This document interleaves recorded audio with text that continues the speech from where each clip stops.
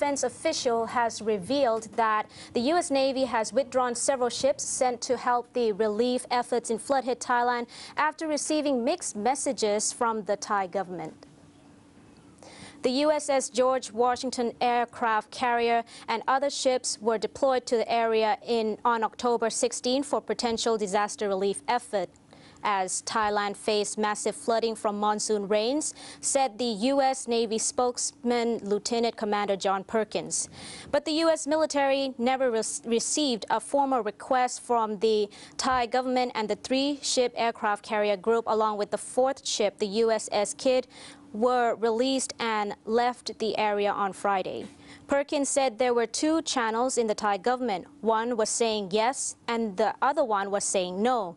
On October 15, a small 10-man team of U.S. Marines traveled to Thailand to deliver thousands of sandbags and to assess how the American military could help with relief efforts. The fourth ship, the USS Kidd, which was carrying out an exercise with Cambodian forces, was also ordered to join the carrier group near Thailand. The USS George Washington is now en route to Japan for an annual joint exercise there. For humanitarian work, the United States often deploys warships, including aircraft carriers, which can operate fleets of helicopters and ferry in emergency medical teams and supplies. The weekly cabinet meeting will discuss today whether to declare this weekend until the beginning of next week as public holiday, while the Prime Minister insists not to move the Flood Operations Center from the flood-prone Don Mueang Airport. The cabinet is considering to designate October 28th through the 31st as public holidays to give residents time to prepare for the anticipated flooding in Bangkok. Meanwhile, Prime Minister Yingluck Shinawatra said the government has no plans to relocate its National Food Center from Don Mueang Airport, which is being threatened by floodwaters. She insisted that Don Mueang can still function as the headquarters of the Flood Relief Operations Center because it is located on higher ground. She added that transport routes are a matter of importance now, as the government is also concerned about the welfare of the public. Yingluck said Don Mueang remains safe for the Flood Relief Operations Center, and the government would like to study the waterways first before making any further decision. Asked why the government has decided to discharge the governor of Pathum Thani province, Yingluck declined to answer and quickly walked away.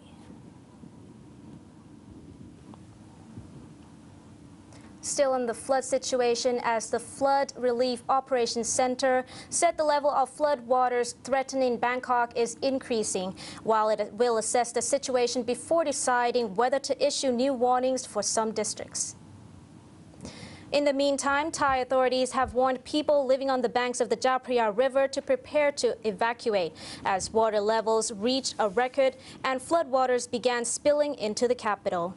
This morning, on the other side of Bangkok, Thonburi faces rising water of up to 50 centimeters at Bang Plat district on Jaran Sanit Wong Road, Soi 74 and Soi 83, due to the rupture of flood barrier along Chao Phraya River.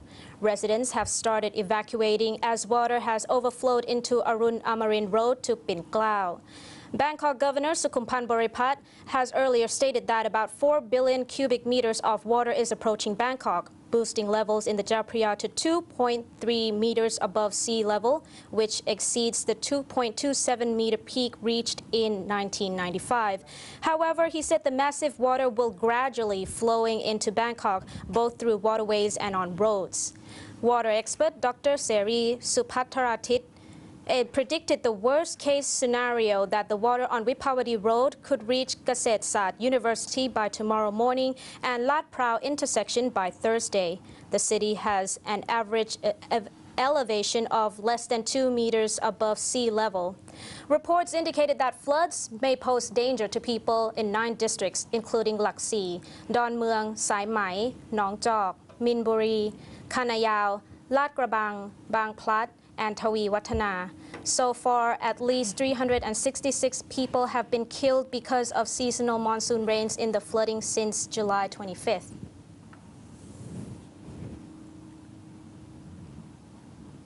The Commerce Minister is planning to propose to the Cabinet today to approve a working committee that oversees rehabilitation efforts for industries affected by the floods.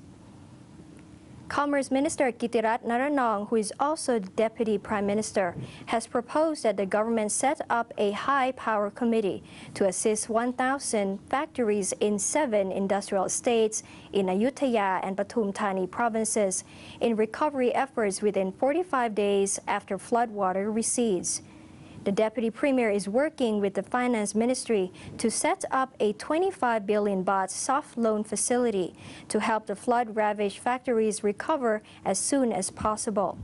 Foreign investors, especially the Japanese, whose 400 factories inside these industrial states are flooded, have started to voice their criticisms of the Thai government's handling of this crisis.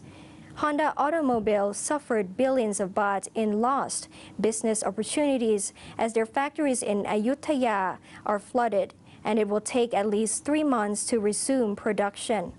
A Japanese investor said Thai officials have not taken a sufficiently proactive approach in tackling this crisis. After more than a week of inundation, the company could not yet retrieve its high-value production equipment from a flooded factory in Nawanakhon Industrial Estate. Foreign investors also shared the opinion that the 2-month-old Yingluck government had failed to protect Bangkok from the massive flooding, while tens of thousands of residents are now seriously affected. Many foreign investors also want to return to their flooded factories to assess damages, but they could not yet do so. An unnamed source has warned that as Japan is currently the biggest foreign investor and employer in Thailand, if they feel that Thailand is no longer good for doing business, there will be a serious impact on the Thai economy.